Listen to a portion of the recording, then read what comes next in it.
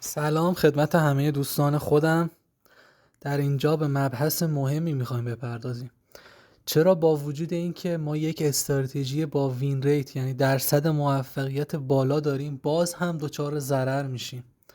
آخه دیگه 80% مثلا بعضیا یه استراتژی میگن 80% ما وین ریتمون حساب کردیم، ولی وقتی وارد دنیای ترید میشن و حساب ریل خودشونو میسازن و شروع به ترید کردن میکنن باز میبینن ضررده‌اند. میخوایم این علت ضررده بودن تریدرهای مثلا تازه کار، بعضا کهنه کارا هم دچار این مشکل میشن رو بررسی کنیم. خدمتتون عرض کنم که ما بحث ذهنیت یک تریدر برنده رو خدمتتون عرض کنم.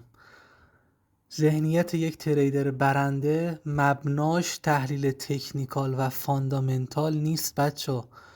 تمام وقتتون رو نذارید روی این که شما به یه استراتژی خوب با وین ریت بالا توی تحلیل تکنیکال بهش برسید. توی تحلیل تکنیکال فقط کافیه شما یک استراتژی پیدا کنید مبنای اون بالای 55% موفقیت داشته باشه، همین کافیه. توی تحلیل تکنیکال نیازی نیست برید دنبال استراتژی‌های عجیب. خوبه، نه اینکه بده، ولی مبنای کارتون تحلیل تکنیکال قرار ندید.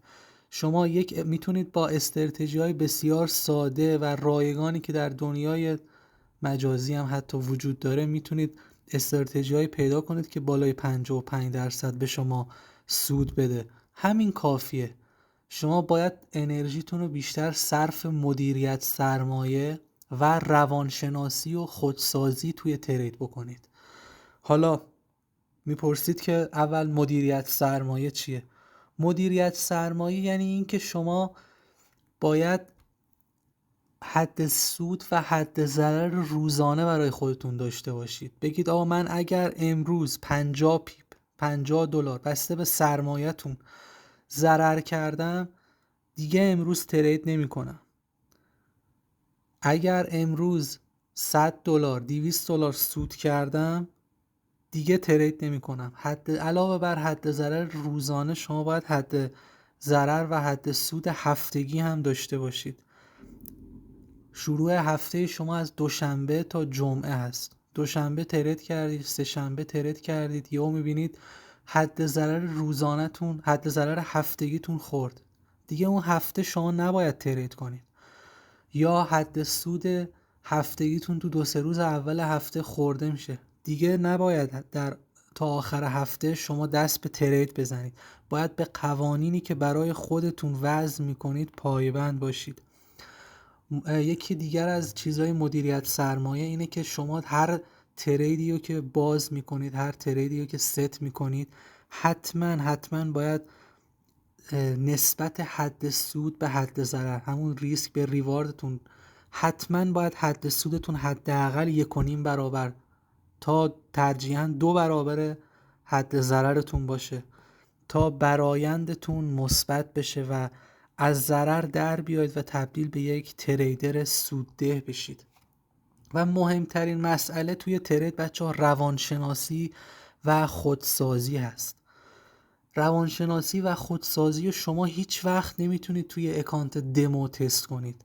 شاید تحلیل تکنیکال و برآیندش و درصد موفقیت و وین ریتش رو بتونید توی یک اکانت دمو تست کنید برای خودتون توی روزهای متوالی، ولی این روانشناسی و خودسازی نمره‌ای که میتونید به خودتون بدید فقط با یک اکانت ریل میتونید به خودتون این نمره 50% روانشناسی و خودسازی رو بدید. حلقه گمگشته تمام تریدرها، اونایی که ضررده هستن، اینه که اولا روانشناسی و خودسازی اینو در نظر نمیگیرد توی ترید کردن. حالا ببینیم روانشناسی و خودسازی چیه. روانشناسی و خودسازی یکی این که شما باید خودتون رو بشناسید، بدونید که کجاها دچار استرس میشید توی ترید. یه ترید که باز میکنید دست و پای خودتون رو گم نکنید. یه ترید که تا یه حدی توی ضرر میره نزدیک حد ضررتونه نیاد حجم اضافه بکنید. طمع، غرور یا وقتی که 2-3 تا ترید پشت سر هم شما سود میکنید جوگیر نشید بگید که من دیگه خدای بازار هستم و دیگه کسی نمیتونه جلوی منو بگیره.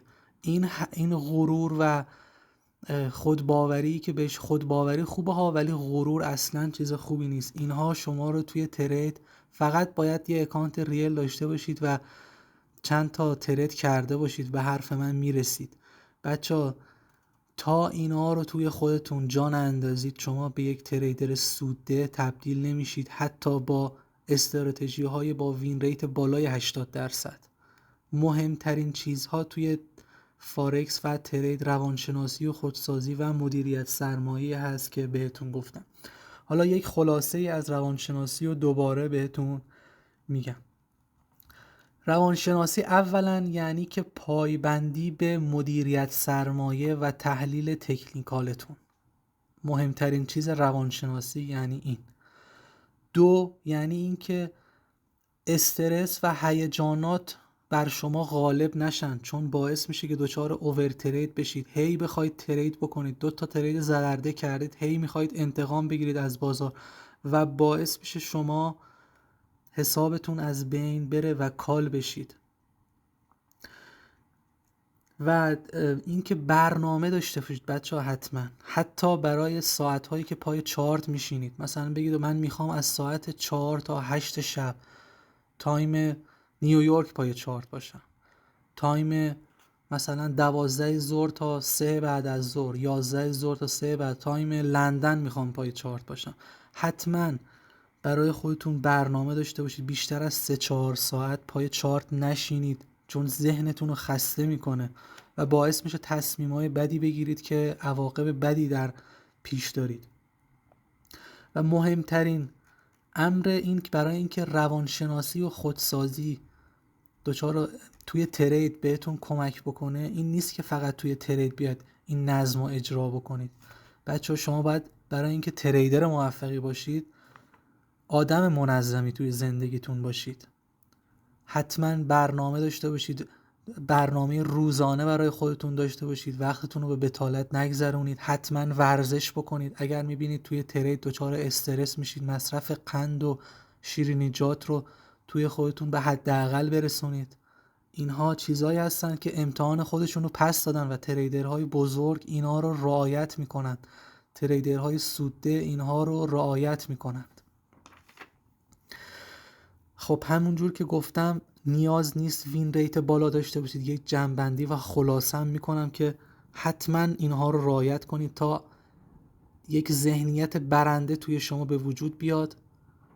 حتی با یک استراتژی گفتم بالای 55% شما یک تریدر سودده باید باشید با با رعایت کردن مدیریت سرمایه و روانشناسی. خب گفتم که نظم رو باید وارد زندگیتون کنید، برنامه روزانه داشته باشید، ورزش، عدم مصرف قند و شکر و دخانیات، ساعت تریدتون رو مشخص کنید، از این ساعت تا اون ساعت طبق برنامه پای چارت بشینید، بهش پایبند باشید. حد سود، حد ضرر روزانه حتما، حد سود و حد ضرر هفتگی حتما داشته باشید. بیشتر از 1% در هر ترید ریسک نکنید روی سرمایه‌تون بچه‌ها. اینها چیزایی از قوانینی هستن که تریدرهای بزرگ رعایت میکنند. روزانه بیشتر از 1% در هر ترید و روزانه بیشتر از 2% سرمایه خودتون رو ریسک نکنید روش. اینها نکته های بسیار مهمی هستن. رعایت این مجموعه قوانین و قواعدی که بهتون گفتم باعث میشه که از یک تریدر ضررده و یا یک تریدری که تازه شروع کردید و میخواید اصلا ضرر نکنید، یک ذهنیت برنده درتون به وجود میاره و باعث میشه که سودده باشید. امیدوارم که مطالب خوبی که بهتون ارائه کردم رو دوست داشته باشید و حتما رعایت بکنید، به دردتون بخوره انشاءالله. یه جنبندی دیگه، تحلیل تکنیکال و فاندامنتال، خواهشاً اینقدر رو این مانور ندید بچه. همون گفتم بالای 55%، 60% یه تحلیل تکنیکال ساده هم داشته باشید جواب بده کافی هست و شما رو میتونه یک تریدر سودده بکنه، به شرط رعایت مدیریت سرمایه که براتون توضیح دادم و روانشناسی، کنترل ترس، طمع و غرور، مثل یه ربات یه سری قواعد برای خودتون بنویسید و مثل یک ربات بدون درگیری هیجانات اونها رو اجرا کنید تا یک تریدر موفق بشید. خیلی ممنون، سپاسگزارم.